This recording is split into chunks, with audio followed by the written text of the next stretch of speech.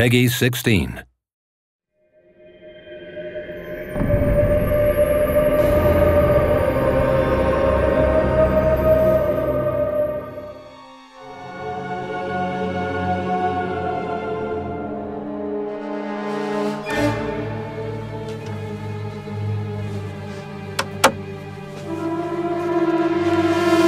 In Fable 3, I play Sabine. I am Sabine, elder of the Dweller tribe. This is my first experience voicing a video game. So what drew me to it was the team, how committed they are, how well organized everything is, and how beautiful the game is.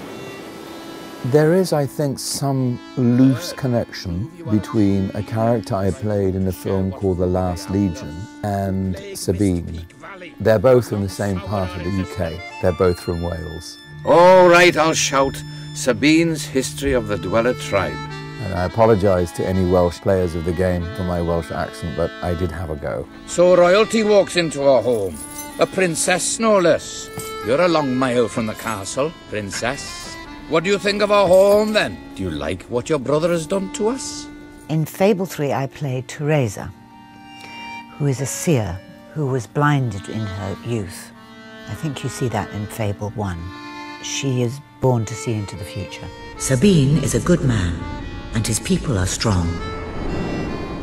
I play a character called Reaver.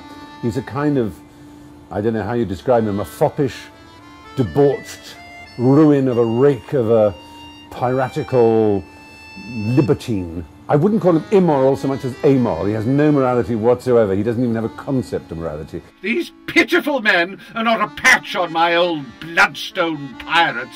Oh, how I miss them sometimes. There's always something stylish about being utterly wicked. Hey, Master Weaver, you think anyone will actually get this perfect score? No need to get restless, sweetheart. Barry Hatch is here to take care of you. Fancy a quick jig? Reaver will prove your most valuable asset. The character I play in Fable 3 is Logan, who is the king of Albion. This is my Albion. Its people will do as I say, or they will die. Its future will be as I decree, or it will end. It's my first time playing a video game character, and it's really interesting because it's another sort of form of storytelling. What are you doing here? The war room is no place for a child. What was really helpful was when I got sort of, sketches and images of the character, and through that I could sort of gather a lot of information, really, sort of an air of sort of pomposity and arrogance and paranoia.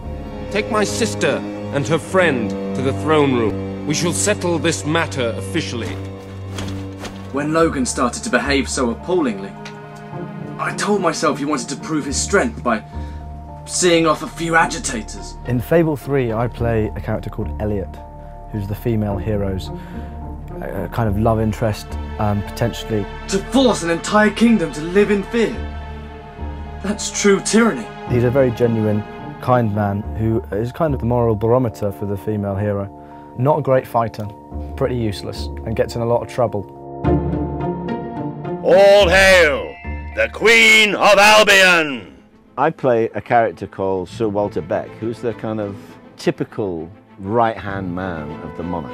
Oh, balls to you all. He's loyal, he's honest, he's a hard fighter. Ha-ha! You only went and broke it. Look at that.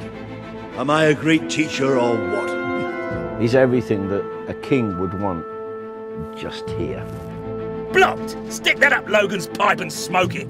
In Fable 3, I am playing the part of Ben Finn, who is a sort of rapscallion, soldier-cum-adventurer who, had a difficult life. He grew up on the wrong side of the tracks, didn't really want to. He's always been quite a moral guy. He's always been kind of wanted to do the right thing, but was just dragged back into criminality again and again. But eventually, he joined the Royal Albion Army and sort of became this sort of, the guy he wanted to be. Ow! It's like being hit by a frozen sock! I played Jasper, who is the butler at the Royal Palace, and he was originally butler to the king who's gone all wrong. And now he is the great and faithful and loyal attendant on the young fellow who's going to become the hero, or the young girl who's going to become the heroine. You've a new mask, an exciting mix of daring and dashing. A bit like my first cat, Simon. I think people often wonder whether an actor is using himself in a character, and I think the answer is, to some extent, he has to. One of the things that's missing from a lot of video games is good writing and good voice work. I mean, they require that. It's just because they're video games doesn't mean they don't require the same attention that movies do, or television, or what have you. And I think this one has a wonderful mythology, and it's witty, and it's engrossing, and it demands to have people that, you know, can step up to the plate. This is revolutionary for me. It has to become part of the actor's vocabulary. We have to join in or perish. Okay, you're ready? The video's ready? Are you ready? A wolf has been hit! Oh, no, actually, could I do that again? It sounded a little bit grand. Could very well destroy the Kingdom of Albion. Just like that poster. And is my cappuccino here yet? It's a shambles! My advice to anyone who wants to play this game and win and overthrow Logan and be a good leader is to be yourself. Don't try and second guess. Don't try and think, oh, I wonder if the game wants me to do this or the game wants... It's not about that. It's about you, the player.